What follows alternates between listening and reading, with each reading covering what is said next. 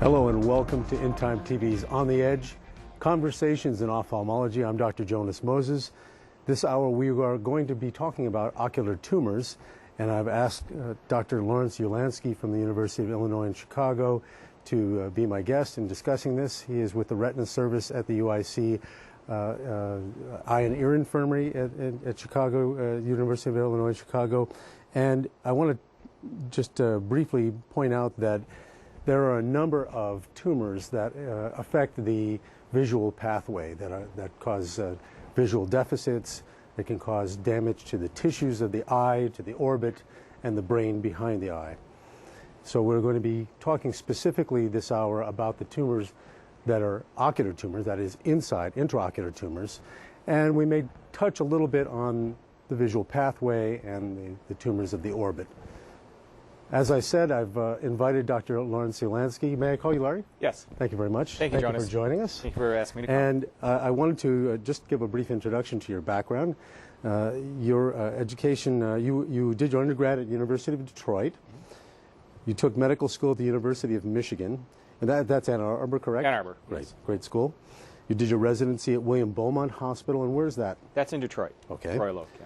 And you have two fellowships, a vitreoretinal surgery and ocular oncology fellowship at the University of Toronto, and a fellowship in uveitis of ocular inflammation at the University of Illinois here in Chicago.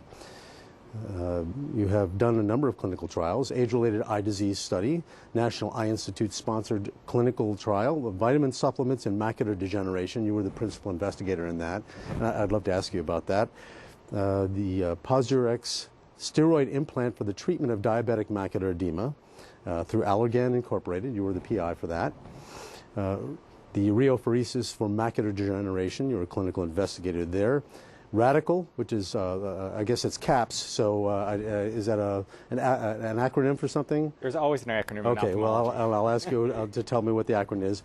Lucentis photodynamic therapy and steroids for the treatment of macular degeneration. You were a co-investigator there, and you have a number of publications. And you are, let's see, you're a member of the American Medical Society, the American Society of Retina Specialists, the Association for Research in Vision in Ophthalmology. You have 10 peer-reviewed publications. You're a consultant to Allergan, and Allergan is an ophthalmics company. You're an attending physician at Jesse Brown VA Hospital here in Chicago. Yes. And you teach residents at UIC. So with that said, I would love to just begin a discussion, kind of a general discussion of your practice. Give us a snapshot of your practice, your typical day now. My practice is 90% clinical and 10% academic and research. So I'm largely in the clinics taking care of patients. I specialize mainly in vitreoretinal surgery. I do also ocular. And when you say vitreoretinal surgery, for those people who are watching who are not ophthalmologists or ocular specialists, you're talking about surgery inside the vitreous, which is the posterior chamber of the eye. Exactly. The eye itself, we have a model here, is a hollow structure. But if you were to cut it in half, there's a lining across the back of the eye called the retina. And that retina in the back is what we basically operate on, and we're specialists in it. Just tilt that up there. So you can see the eye is in half. And the eye is actually hollow and it's filled with jelly. But this retina, which is the structure in the back of the eye, is what converts light into energy that the brain can understand. So it's a very delicate, specialized structure. It's actually an extension of the brain. So it's full of nervous tissue, and without it, we can't see. So that's my main focus of clinical practice. I also do ocular oncology and uveitis, and uveitis is inflammation in the eye within the structure of the eye. And the uvea is the sclera, the choroid, and the retina. Exactly. It's the back, again, to the model, the back lining of the eye. So how long have you been at the University of Illinois Chicago? I've been at U of I for 4 years now. And you're an assistant professor there as well. So you do some teaching. Yes. You're in the residency training program. Do you train any of the medical students at all? Or? Yeah, we have students, all the medical students at University of Illinois are required to come through ophthalmology service, so we see them all. And not only that, we also teach optometry residents at the Jesse Brown, and whoever wants to know, we'll teach them. Great. So just a general overview of tumors of the visual system. Let's start from the back of the head forward. Are there tumors that that we find in the occipital lobe that interfere with the visual system? Yes. Essentially, the eye is an extension of the brain. So when you're talking about the occipital lobe, you're talking about the back of the head, and your brain, actually that's the main brain center where vision is processed. So if you have a tumor in the back of the eye, it certainly can put pressure in those areas of the brain and cause deficits in vision. Okay. Are there occipital lobe tumors that cause problems in the eye? Well, they don't actually cause problems in the eye itself, in the structure of the eye. But in the visual symptoms. Fields. Yeah, visual symptoms. Patients will describe deficits where they can't see part of their vision. They say they can't see to the left or they can't see to the right. And these are very specific signs. And you can actually map the visual field and very closely diagnose where the tumor is based upon that mapping. And moving forward in the optic tract to the chiasm, so the chiasm is actually crossing over of the of the nerve fibers that leave the retina and then travel all the way back to the occipital lobe. At that crossroads, there's a pituitary underneath the optic chiasm, and we end up with tumors of the pituitary. I spoke to a doctor about endocrinology a couple of weeks ago, and we talked about some of the tumors that impact the visual fields in pituitary adenomas and things like this. And moving forward then into the orbit, the bony orbit in which the eye resides, there are tumors of the at the back of the eye as well. And can you describe some of the tumors of the orbit? Sure. The eye, as I said before, is a hollow, round structure, but it connects with a nerve to the brain. The optic nerve. The optic nerve. So there are some optic nerve tumors, right? There are tumors of the optic nerve. Can you describe some of those for us? Such as a meningioma, which is a tumor of the sheath which covers the optic nerve, and that can cause compression on the outside of the nerve, causing the loss of vision. There's also what's called a glioma, which is a tumor which resides inside the nerve, and that also causes pressure. You can have tumors outside of the optic nerve, such as a muscle cell tumor called a rhabdomyosarcoma. You can also have infiltrative tumors from other parts of the body, breast cancer, lung cancer. That end up in the eye? They can all end up in the orbit, behind the eye where you can't see them, but they certainly can cause problems. So I wasn't aware that there were tumors that metastasized to the orbit, and if they're metastatic, this is typically a late-stage cancer? Well, it can be late-stage cancer. Actually, about 1/3 of patients present with metastatic disease in or around the eye as their primary presenting symptom for cancer. So a good number of patients actually come to us and we make the diagnosis. All right. So once we move forward into the interior of the eye, you mentioned that there are some extraocular muscle involvement. What kinds of tumors might impact the extraocular muscles? Right. The eye has 6 major muscles. 4 of them control the left, right, up, and down movements. And if you have a muscle belly tumor, a tumor that's growing actually in the muscle... Actually, hold that thought. We're going to pick up with muscles. We are going to a commercial break. So if you'll stay with us, this hour we are talking about ocular tumors. This is Conversations in Ophthalmology. I'm Dr. Jonas Moses. With me today, Dr. Larry Ulanski.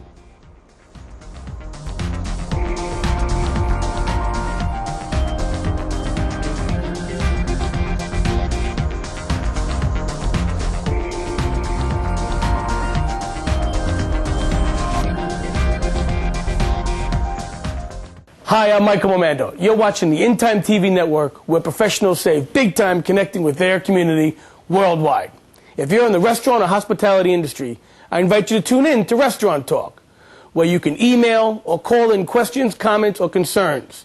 You may even be a guest on our weekly Saturday show.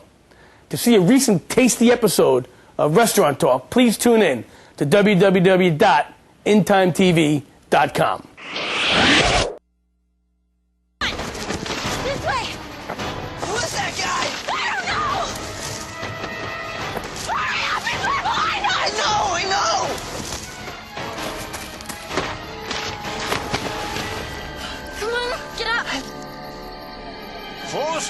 And 7 years ago.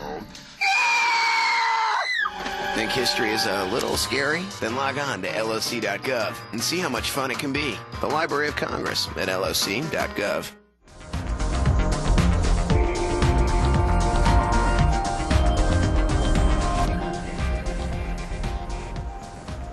Hello and welcome back to In Time TV's On the Edge Conversations in Ophthalmology. This hour we are talking about ocular tumors.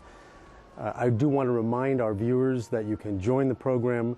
This is a live program. If you're watching at noon Central Standard Time in the United States, you can join us with questions or comments by sending an email to ask@intimetv.com. That's ask@intimetv.com. We do have someone monitoring that incoming email, and your questions will be aired, and we'll get to them as we do the show.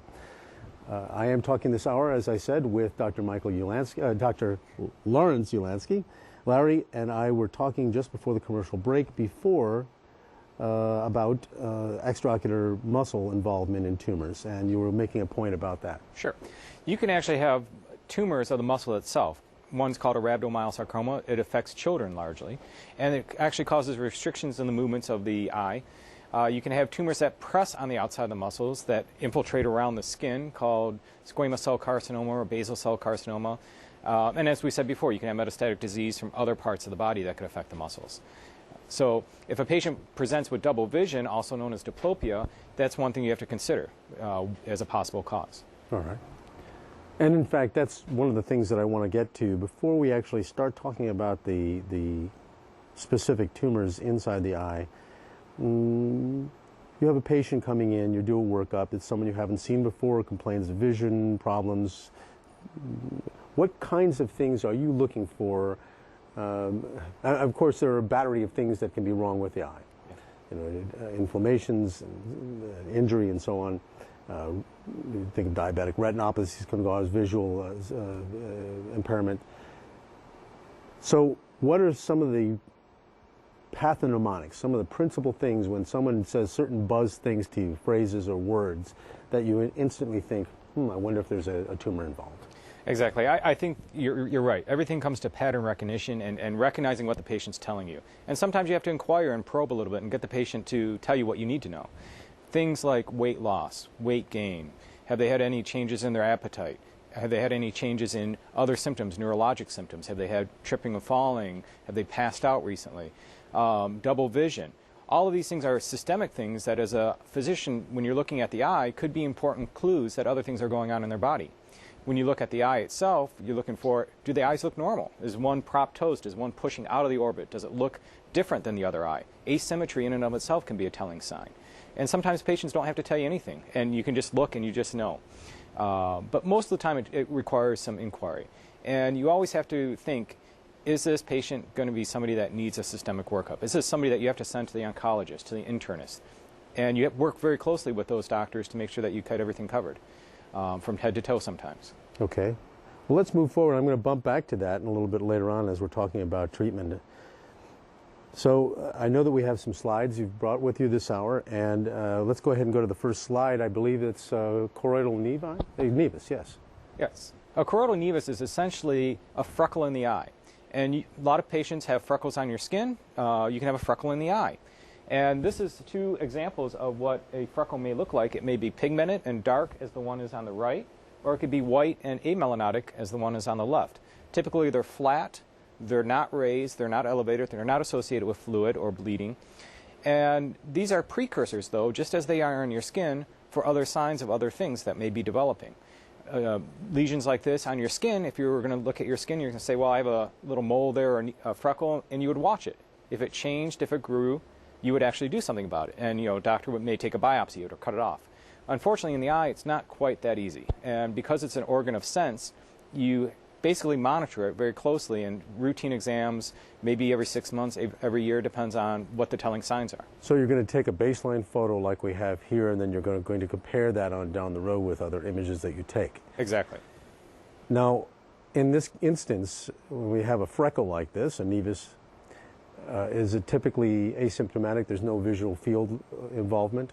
Most of the time when you're with a nevus, yeah, there's no visual field loss. Patients are typically have good vision, and they don't even know it's there. 9 times out of 10, you'll tell them that they have something in their eye, they'll never know it. Is this going to be associated with family history? Is retinal nevus something that's hereditary, for example?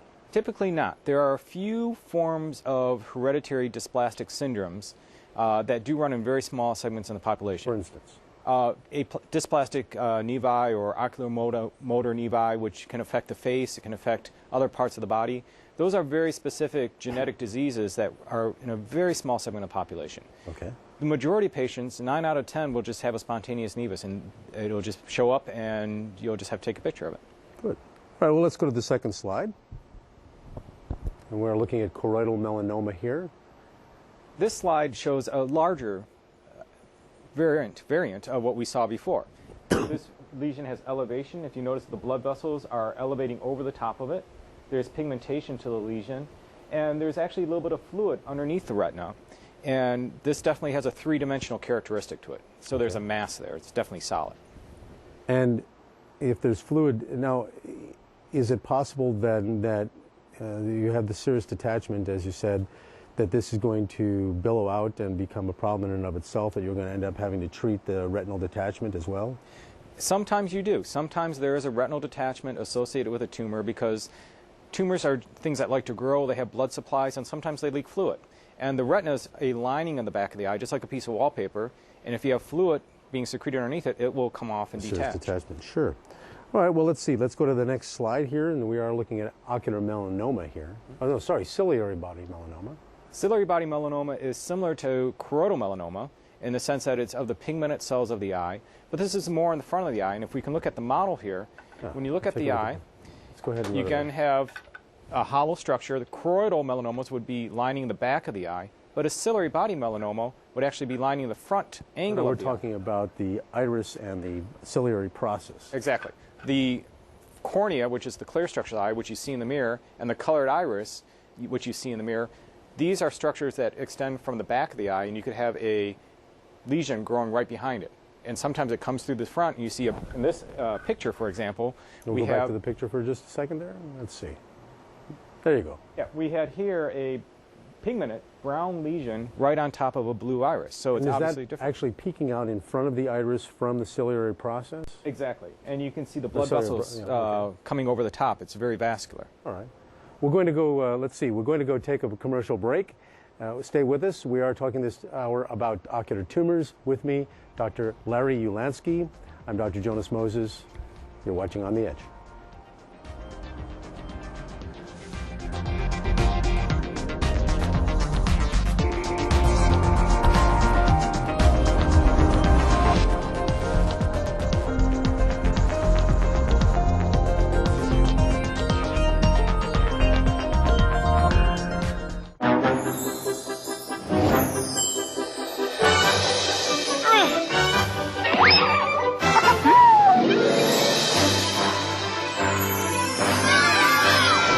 Once they've outgrown their toddler seat, they're still not ready for adult safety belts alone. 4'9" is the magic number. Until then, kids need a booster seat. Make sure your little pumpkin gets there safely. Visit boosterseat.gov.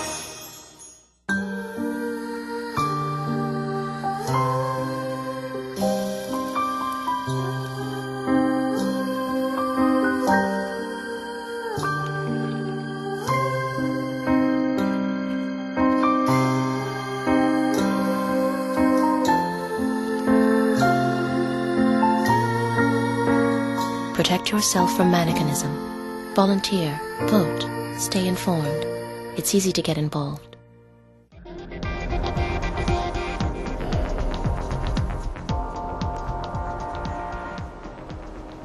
Welcome back to In Time TV's On the Edge, Conversations in Ophthalmology. I am Dr. Jonas Moses. This hour we are talking about ocular tumors. Thank you for staying with us. With me, Dr. Larry Ulanski from the University of Illinois Eye and Ear Infirmary. Dr. Ulanski is a retina specialist and I guess vitreoretinal surgeon. Okay. Yes. And we are covering some slides now. We're taking a look at some images from the interior of the eye. We've just finished taking a look at the anterior segment of a ciliary tumor. And let's see. Yep, there we are. We're on. We have a B scan here, and you want to tell us a little bit about this scan? Yeah. Now, this first of all, tell us really quickly, what is a B scan? A B scan is an ultrasound of the eye. So just as you get ultrasounds of other parts of the body, you can get an ultrasound of the eye, and it actually allows you to see inside the eye and see things that you can't see otherwise. You can see structures. You can make measurements of three-dimensional structures. to see if there's mass effect to them. You can see if there's fluid. You can see if there's retinal detachment. And it allows you to actually see through blood, too. Okay. So right here we have a B scan of the, let's see, an axial slice. And you are looking at the back of the eye at a tumor there, is that correct? Correct. All right. The B scan here shows you the three-dimensional characteristics of the tumor. So when you look at the back curve of the eye, you see a little bump. It looks like a speed bump in the back of the eye. That's on the left-hand slide. And you can see there's a little bit of solid material in there that has a whiteness to it, and that's called echogenicity. On the slide to the right is a scan, what we call an A scan, which measures the optical reflection from that surface of the tumor. So you get a high peak at the initial surface of the tumor because there's a lot of sound coming back. But then as the sound transmits through, you can see a decrescendo pattern to the ultrasound, and it shows you the density of the tumor. And you can actually measure the height from that.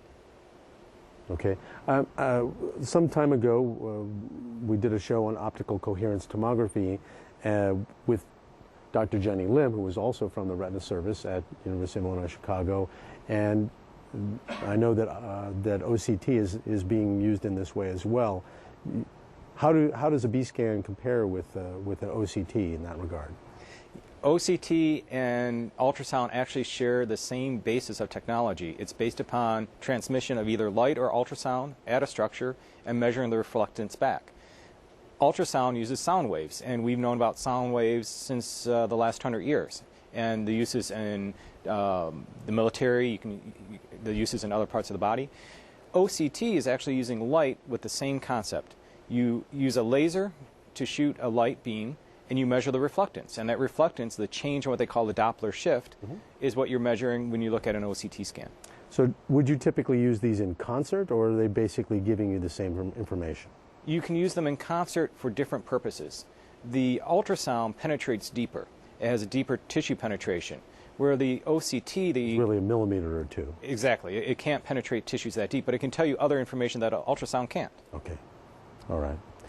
Let's see. Do we have a next slide here?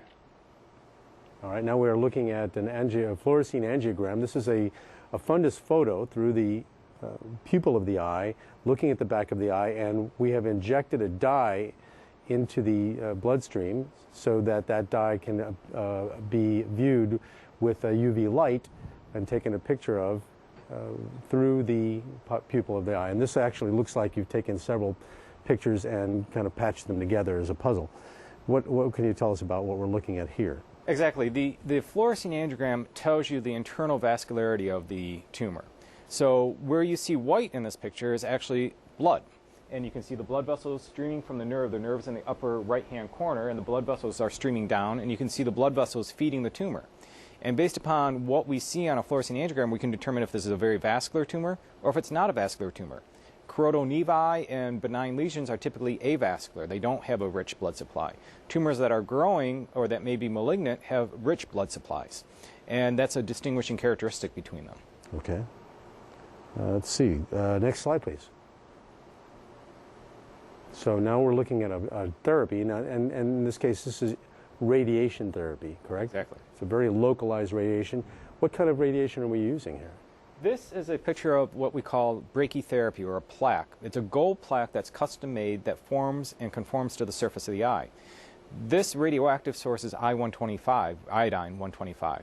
And you can use different types of radiation therapy or different radiation sources. You can use strontium, you can use rubidium. There's many different sources. We've, as a profession, selected I-125 because it gives us the characteristics of power and density and tissue penetration that we would like for this particular purpose. This plaque sits on the eye. We put it in the operating room, and it bombards the tumor with radiation to try to kill it. Okay, let's go to the next slide, because I think that that's actually the slide B here. And what you've done now is it looks like you've just closed up the wound. Exactly. So what we've done is we've taken the conjunctiva, the fleshy covering of the eye, and just flopped it over the top, you might say. And this covers the gold plaque, and the gold plaque sits there for about a week. And it just bombards with radiation and kills the tumor. And then a week later, we take it off. And the eye returns back to normal. And you can actually let patients go home with this. They can tolerate it very well. There's very little discomfort. Most patients are amazed at how easy it is. Now, as I've told you in the past, and as I point out to our viewers are as diverse a population as can be, but typically we're all scientists or physicians and whatnot, so it's okay to get esoteric. Can you tell me approximately what kind of radiation exposure we're talking to? Well, right now, the standard dosing for treatment of choroidal melanoma is 85 gray at the apex of the tumor. Okay. So you measure the height of the tumor, and then you can actually, the radiation physicists calculate how much radiation has to be delivered to get 85 gray at the tip, at the very peak. So 85 gray, for people who want something to compare to, would be the equivalent of 85 million chest x-rays delivered right in one spot. And that actually is very intense, and we'll show you some of the after effects of that radiation, what that can actually do to the tumor. All right. Go ahead and let's go to the next tumor, next slide here, please. The next tumor. Okay, so we are looking again at a B scan? Yes, this is a B scan ultrasound. And as you can see in the frame to the left, you have a large elevated tumor. It's almost mushroom shaped. And the retina is lying over the top. And when I was saying that it's like a piece of wallpaper, you can actually see it elevated on the edges where the tumor is pushing it up and actually detaching it from the back of the eye wall. That measures about 13.5 millimeters. Millimeters? In height, yes. And when you look at post-treatment, you can see it's about 4 millimeters. I'm sorry, about 10 millimeters in height. So radiation has a very strong effect on shrinking these tumors and actually destroying them. That's remarkable. We are going to a commercial break. We're going to be right back. You're watching In Time TV's On the Edge, Conversations in Ophthalmology. With me this hour, Dr. Larry Ulanski. I'm Dr. Jonas Moses. Stay with us.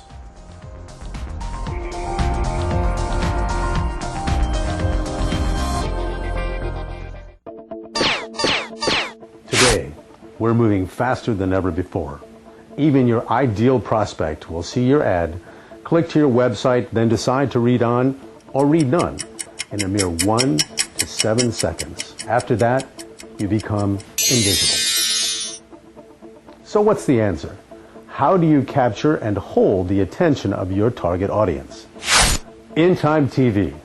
The In Time TV network broadcasts industry-specific TV shows to the people who buy your products: surgeons, primary care physicians, dentists, podiatrists, chiropractors, hospital administrators can now watch live in-time programs on widescreen, on their PC or laptop while checking email. Shows can even be viewed on a cell phone during a train commute. In-Time TV is peer-to-peer TV that covers the hot topics in industries that you sell to. In-Time TV shows are broadcast worldwide via the internet, yet the cost of running a 60-second commercial is a fraction of what you'd pay for a display ad in a trade magazine. In-Time TV is what your target audience is watching.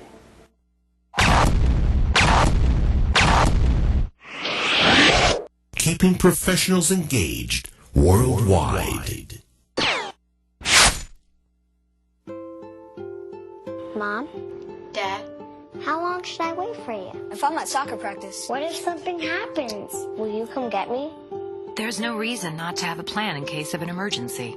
Should we go to the neighbor's house? And some extremely good reasons why you should. Can you tell me? Talk to your family about what you would do in case of an emergency.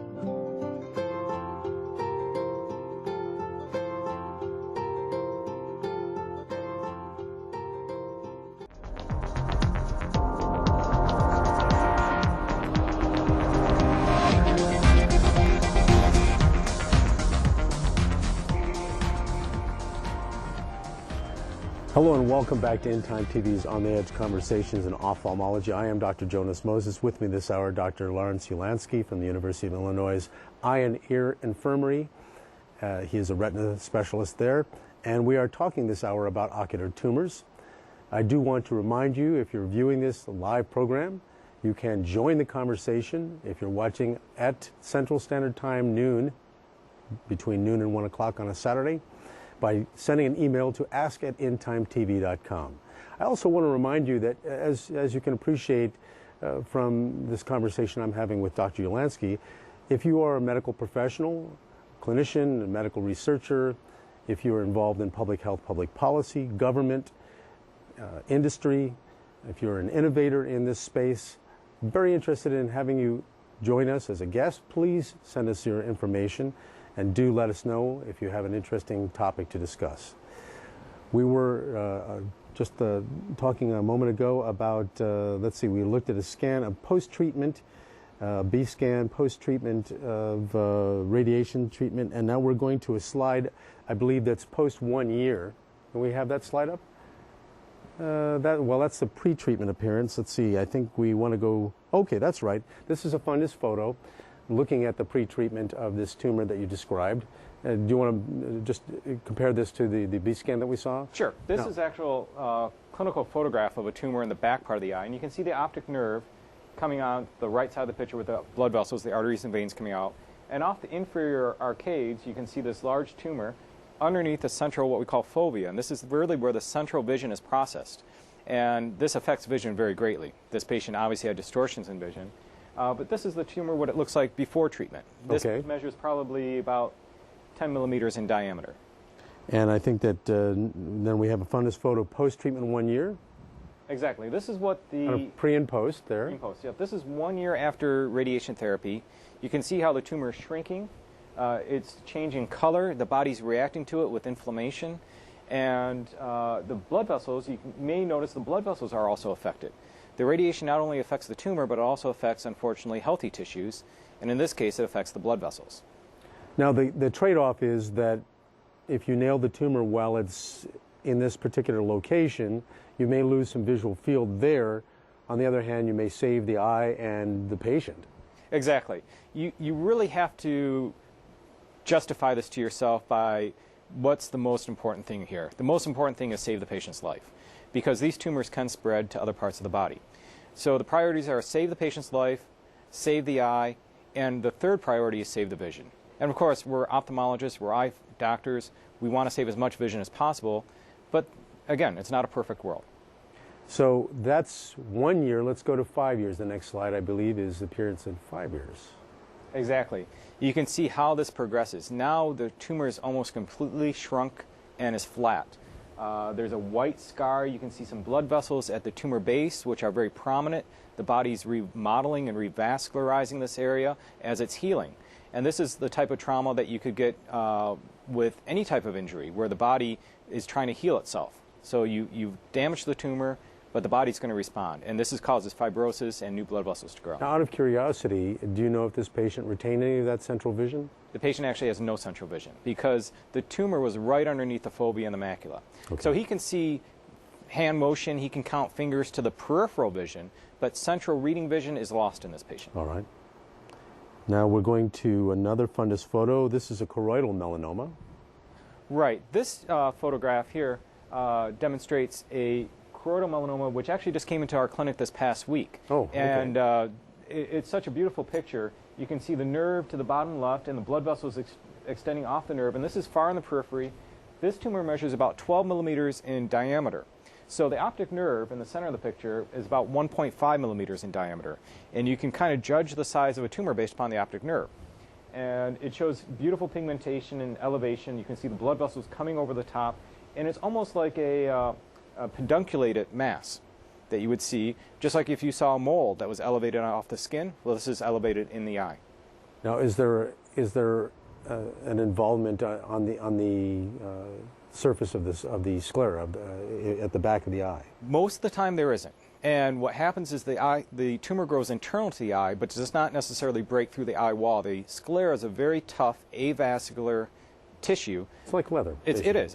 And occasionally the tumor can break through. Mm-hmm. And that's why we do the ultrasounds to see if it's extending out the back of the eye. Now in this patient, is that tumor actually subretinal? Yes. The tumor is subretinal and it's growing towards the center of the eye. Okay. And it's elevating, pushing the retina off. If it grows to a high level, it can actually break through the retina and then kind of metastasize and explode inside. It's not an explosion, but it looks like a mushroom inside the eye. Yeah, as you've shown us. Let's take a look at the B scan. I believe you have a B scan of this. Yep, we have a B scan here of this tumor. And I presented this just to show the three-dimensional characteristics. The yellow markers from the top and the bottom show the basal diameter, which is about 12 millimeters in size. It's a large tumor. And the red markers, which are showing the height of the tumor, is about 4.4 millimeters in height. The back wall is intact. There's no extension through the back wall of the eye. And the retina, for the most part, is attached and adherent to the surface of the tumor. All right. Next slide, please. This is the effects of radiation on the nerve. As you mentioned before. Exactly. There are several things that the radiation does. It kills the tumor, but it can also damage normal tissue. Normal tissue that we're talking about is the lens of the eye, which is where you have the crystalline lens. Crystalline lens. You have the blood vessels. You have the optic nerve. In this case, it's very white and pale. The blood vessels are very white and pale. The blood flow in this eye is almost non-existent. And so this eye, if you look at, in fact, I'm looking here at the superior arcade, and I don't see any blood flow in it whatsoever. Normally, the superior arcade, which is the arcing blood vessels coming out of the optic nerve head, would be red in appearance, dark red, and right here they're appearing white. So they're basically, there's no blood supply at all. Exactly. This is almost as extreme as you can get as far as poor blood flow. Now, in this particular patient, this is a no light perception patient? There's no vision at all? Actually, this patient can see hand motions to the side. He has a little peripheral vision still intact, but it certainly is diminished. All right. Next slide, please. There we go. Now, this is an example of how other tumors can grow in the eye. And this particular example is lymphoma. This patient had brain lymphoma. And it spread to her eye, and she was actually a nurse when I was a fellow in Canada, and her presenting symptom was loss of vision. She came into the clinic, couldn't see out of her eye, woke up one morning not able to see anything at all, and she had this white mass. Really, that dramatic? That dramatic, very quick. She was a young, healthy woman otherwise, and she had no other symptoms of cancer. She had no neurologic symptoms. She didn't have any neurologic deficits. And when we saw this in her eye, we sent her for an MRI, and we found other tumor involvement. So this is an example of how other tumors can present in the eye, and you have to be prepared to make the diagnosis or contemplate the diagnosis that there could be other systems involved. Now, plainly what we're looking at here, it looks like the superior and inferior arcades and the retinal vessels going off to the extreme to the left, and what we should see there is an optic nerve head, but I'm not seeing that. So what am I really seeing there? What you're seeing, the white fluffy lesions, is actual lymphoma cells. It's the tumor itself compressing the optic nerve and compressing the blood vessels. Here, where the blood vessels are very, what we call boxcar, you can see where the blood starts, blood stops, blood starts, blood stops. Yes. It's actually compression of the vessels, which is stopping blood flow in the eye. Okay, we are going to go to a commercial break. I do want to refer back to that slide for just a moment. When we come back, you are watching In Time TV's On the Edge, Conversations in Ophthalmology. I'm Dr. Jonas Moses. With me today, Dr. Larry Ulanski. Don't stow away.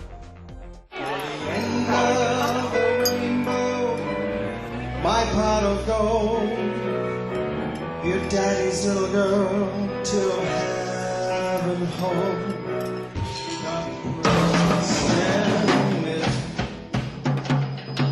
It's easy to tell if you've had way too many. But what if you've had just one too many? Buzz driving is drunk driving. Hey guys, thanks for coming. Are we in trouble? No, you're not in trouble. I just want to set some ground rules. Like what? Well, remember last week when you hit Vinny in the head with the shovel? I do not recall that. Of course not. Well, it was pretty graphic. Too graphic for the kids. So I'm going to have to block you. I got to make this up to you. This is Vinny's watch, and I want you to have it. You deserve it. No, thank you. That's really not necessary. No. Come here.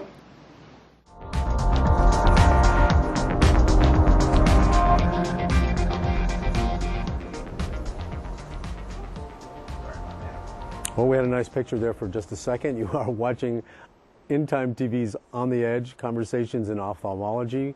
I'm Dr. Jonas Moses. With me this hour to talk about ocular tumors is Dr. Larry Ulanski.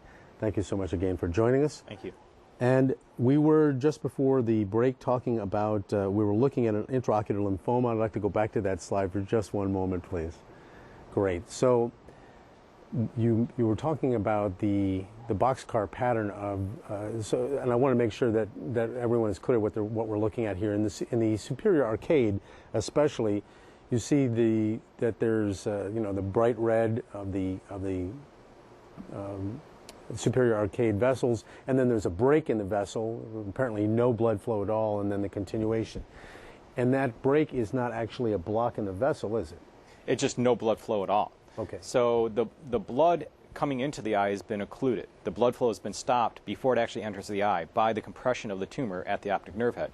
And so you're left with these spaces in the blood vessels that are just filled with fluid, but no really blood cells there. So that's where you see the gaps in the blood vessels. Okay.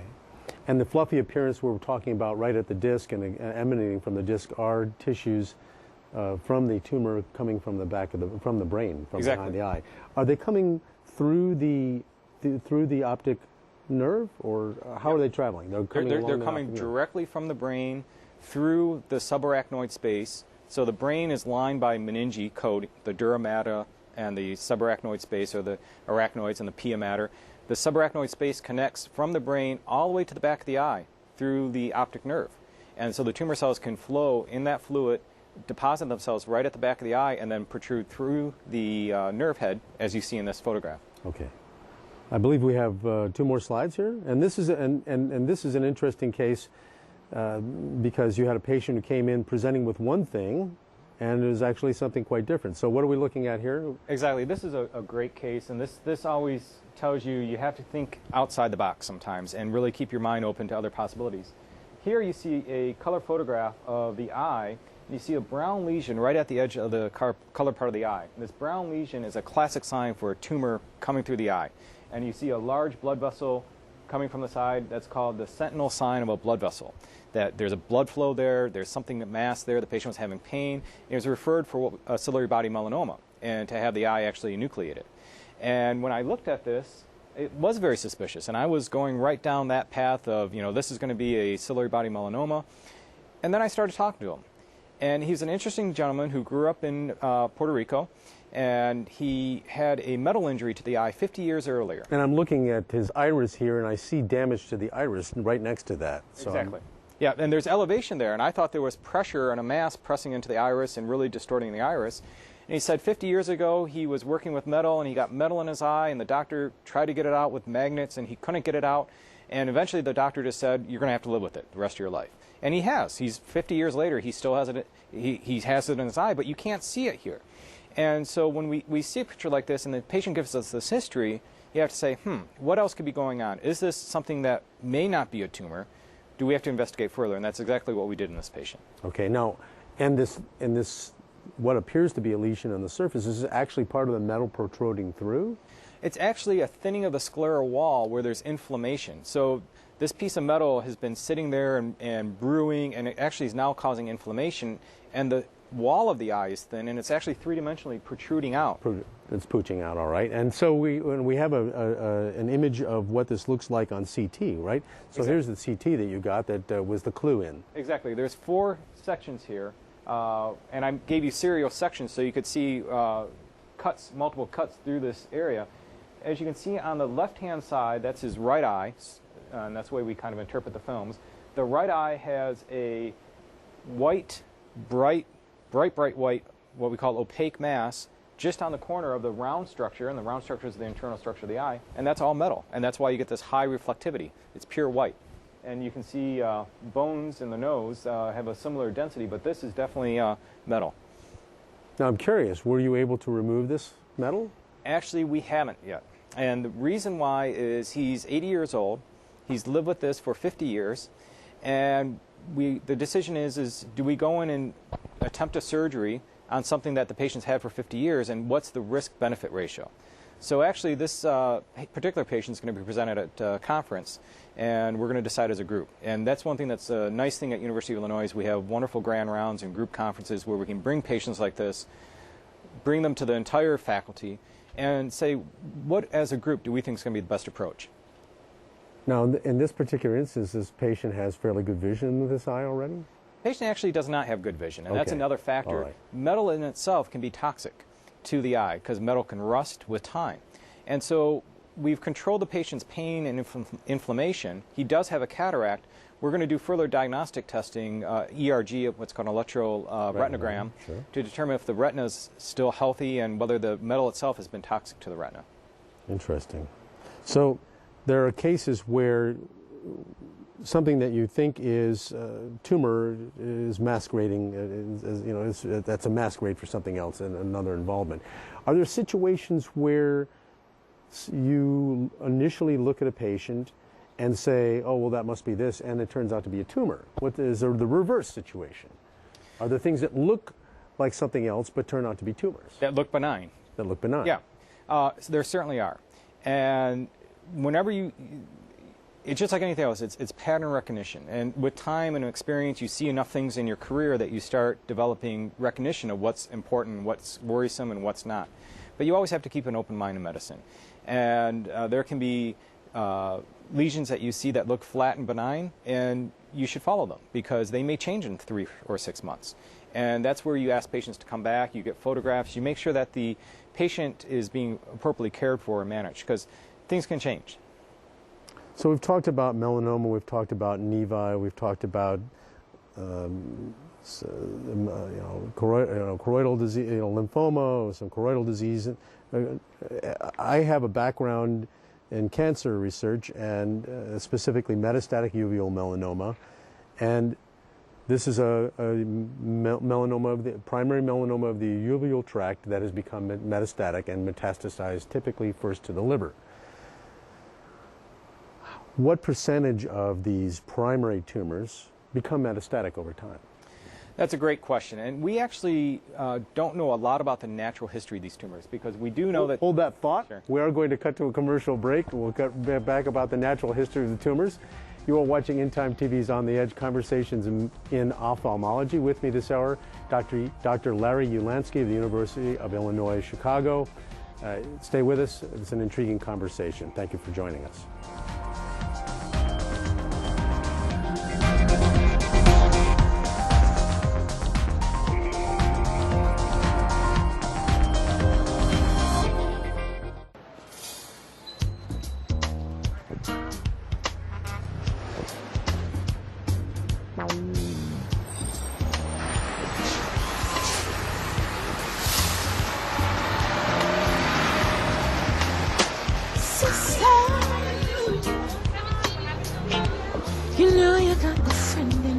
Family and friends can provide the support you need to reduce your risk of cancer, diabetes, heart disease, and stroke. Eat right and get active.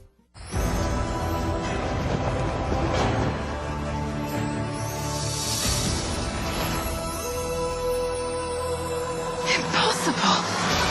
It's never too early to start reading to your kids. Are you prepared for what awaits you? There are amazing possibilities when you open a child's mind to reading. Log on to the Library of Congress website and let the journey begin.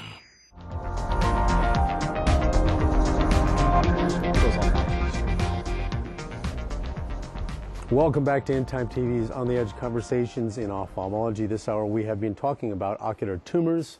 I have been joined by Dr. Larry Ulanski of UIC. He's a retina specialist. He's actually a back of the eye. We're talking about the vitreoretinal surgery. And we were just talking about the percentage of patients who go from a primary tumor, for example, uveal melanoma, to a metastatic disease. So the kind of the natural history of this, and you were commenting on that.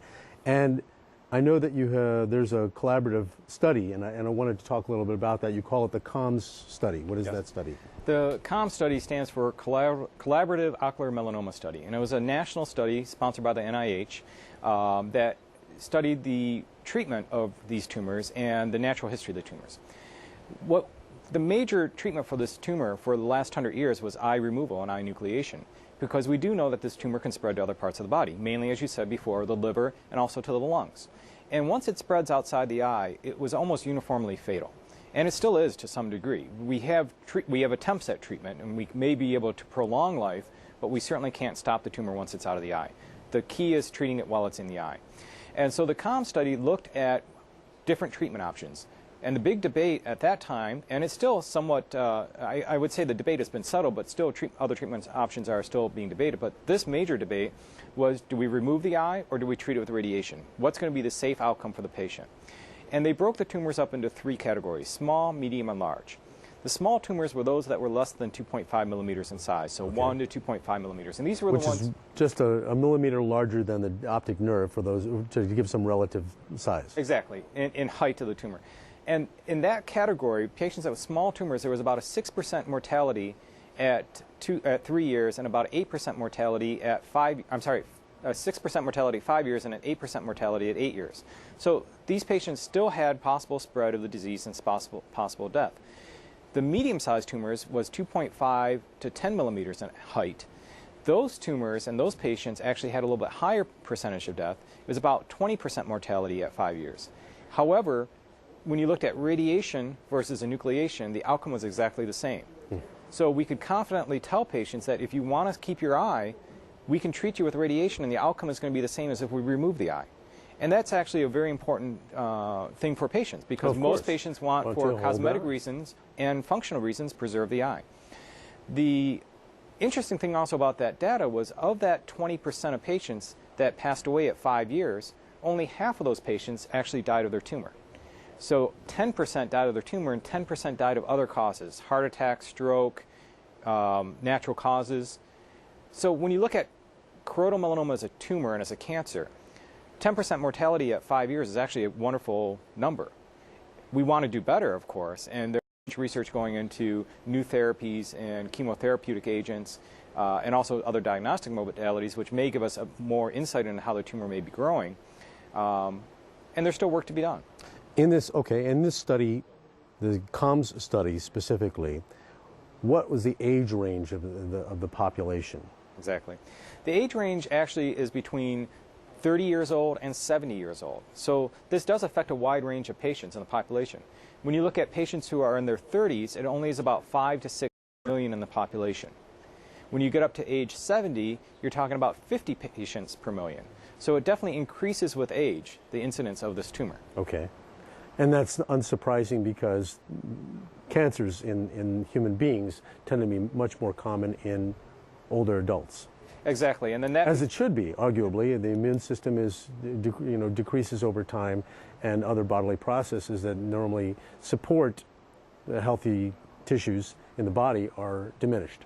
Exactly, and not only that, but the question is how does this tumor get there in the first place? And there's really essentially... That was my next question, so there you go. There's essentially two theories. One is that you're born with the abnormal cells there, and they lie dormant for many years, and they may initially grow into a choroidal nevus, which we saw initially in the presentations, and that may then grow down the road to a melanoma. The other theory is that something changes in the cells in your body. There's a switch in the genes that turns on with time. And we know in cancer biology that your body's always having abnormal cells develop. Your body's continuously producing new cells. I've actually done shows on this with a cancer biologist. Yep. And we know that that's true, and we also know that changes in microenvironment can impact this. So go ahead. Exactly. So as you're growing and you're aging, you're making more cells, and there may be a gene that doesn't get quite replicated appropriately, and that may be the one that gets turned on to make the tumor start growing, and your body doesn't recognize that tumor as foreign. But it may have recognized the tens of millions before that, but that one cell is the one that gets out of the box, you might say. So the issue about how does this develop is important, because ultimately, if we would like to prevent it from happening, we have to know more about the tumor biology. And I think we're definitely working on that. There's definitely some great labs that are doing some great work. But I think it's just like anything else. My role as a clinician is treat what I have in front of me. Yes. Is treat the patient. So. And regarding that, what is your typical tumor population? Is there a typical age range where we see ocular tumors? Yes. Typically 50s to 70s. That's my major population. Younger than that is fairly rare, but it can happen. Older than that, it can happen, but that's my typical range. 50 to 80. There's no necessary predilection of male to female in the choroidal melanoma population. And I do want to pick up on this conversation. I would love to have you back. We are at the end of our program, and I think it would be delightful to actually have you come and talk a little bit more about this and some other disease processes in the back of the eye. Thank you so much for joining us. Thank you. I appreciate the opportunity. Let me just ask you, this hour we've been talking to Dr. Larry Ulanski, who is both an assistant professor of ophthalmology at UIC's Eye and Ear Infirmary here in Chicago, and is a clinical surgeon. He's a surgeon in the vitreoretinal space. And we have been talking this hour about ocular tumors. let me ask you a question. Is there a website that you'd like to direct us to? Any special website for the ophthalmology practice there? Yeah. Well, at University of Illinois, you can go through the university main website, www.uic.edu. The hospital also has a website, but you can just Google University of Illinois Ophthalmology, and we have a number of websites that will come up that have multiple links, and that's probably the best way to find information. Wonderful. And for eye cancer, just Google eye cancer, and there's some wonderful sites that are up that definitely give you useful information. I encourage patients to use those resources. Great. And as regards In Time TV, remember that you can join us at In Time TV when we're live by sending an email to ask@intimetv.com. That's ask@intimetv.com. Of course, our website is www.intimetv.com, and I do have a blog site, and that is www.jonasmoses.blogspot.com.